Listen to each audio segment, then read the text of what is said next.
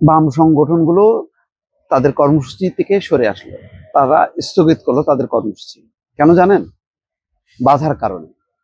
কাদের বাধা? সরকারের না, সরকারের বাধা না। বাধা দিল এমন সংগঠন, যে সংগঠন 7 মাস আগে 8 মাস আগে শেখ হাসিনার বিরুদ্ধে আন্দোলন করেছিল। আবার যারা কর্মসূচিটা স্থগিত করলো তারাও আন্দোলন করেছিল শেখ হাসিনার পতনের দাবিতে। দুই পক্ষের দুই রকম মতাদর্শ। এখন এক পক্ষ বাম গণতান্ত্রিক জোট, তারা কোনো বাধা দেয়নি, তারা তাদের কর্মসূচি করতে চেয়েছিল। কিসের বিরুদ্ধে? সারা দেশের যে ধর্ষণ, সারা দেশের যে আইন শৃঙ্খলা পরিস্থিতি অবনতি, তার প্রতিবাদে। এটা তো একটা গণতান্ত্রিক কর্মসূচি। এরকম কর্মসূচিতে আওয়ামী লীগ সময় বাম সংগঠনগুলো তারা বাধাপ্রাপ্ত হয়েছে, কখনো আবার কখনো হয়নি। কিন্তু হাসিনা মুক্ত বাংলাদেশে এরকম বাধা হবে কেন? তাহলে ফলাফলটা কি দাঁড়াচ্ছে? মানে উগ্রপন্থীরা আস্তে আস্তে গ্রাস করছে গণতান্ত্রিক সংগঠনগুলো, যেহেতু তাদের মতাদর্শ পছন্দ হচ্ছে না, সেই কারণে তাদেরকে রাজপথে নামতে দেবে না। এটা তো আর এক স্বৈরাচার, এটা তো আর এক ফ্যাসিবাদী এক ধরনের ধারণা বা সংস্কৃতি, যে যেহেতু অন্য পক্ষ ভিন্ন মতাদর্শের, সুতরাং তাদেরকে আমি কর্মসূচি করতে দেব না। দর্শক, খবরটা দেখেন।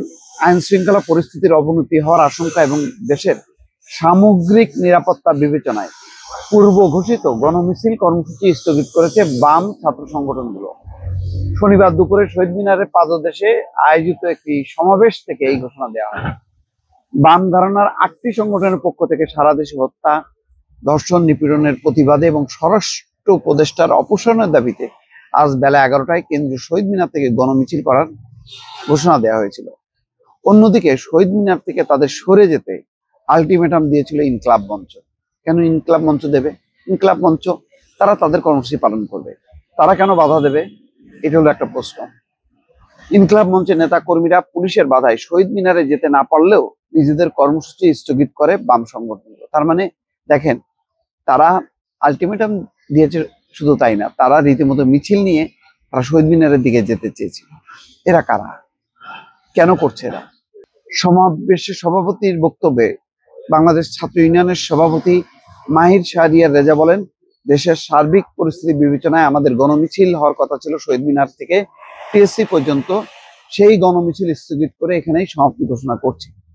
তবে সমাবেশের শুরুতে সমাজতান্ত্রিক ছাত্র ফ্রন্টের কেন্দ্রীয় সাধারণ সম্পাদক রায়ন উদ্দিন বলেছিলেন, সারা দেশে অব্যাহত ধর্ষণ, নারী নিপীড়ন, হত্যাকাণ্ড বন্ধে কার্যকর উদ্যোগ গ্রহণ, আসিয়া সহ সকল হত্যা, ধর্ষণ, নিপীড়নের বিচার এবং আইন শৃঙ্খলা পরিস্থিতি নিয়ন্ত্রণে ব্যর্থ স্বরাষ্ট্র উপদেষ্টার অবসারণের দাবিতে শহীদ মিনার থেকে গণমিছিল আমরা করছি।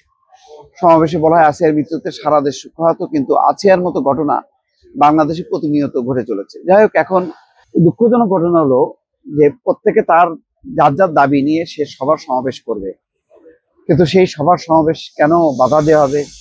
কেন বলা হবে যে সিপিবির কার্যালয় এখন ছাত্র জনতার কার্যালয়? এগুলি খুবই উস্কানিমূলক, এগুলি কোনোভাবেই উচিত না। এগুলি যদি সম্বরণ করা না হয়, তাহলে কিন্তু ওই প্রতিষ্ঠিত ফ্যাসিবাদ যারা 15 বছর দুঃশাসন কায়েম করেছিল, তাদের জন্য একটা সুবর্ণ সুযোগ হয় এবং তারা বাংলাদেশকে চিত্রিত করবে বাংলাদেশ এখন মৌলবাদ, জঙ্গিবাদের একটি দেশ।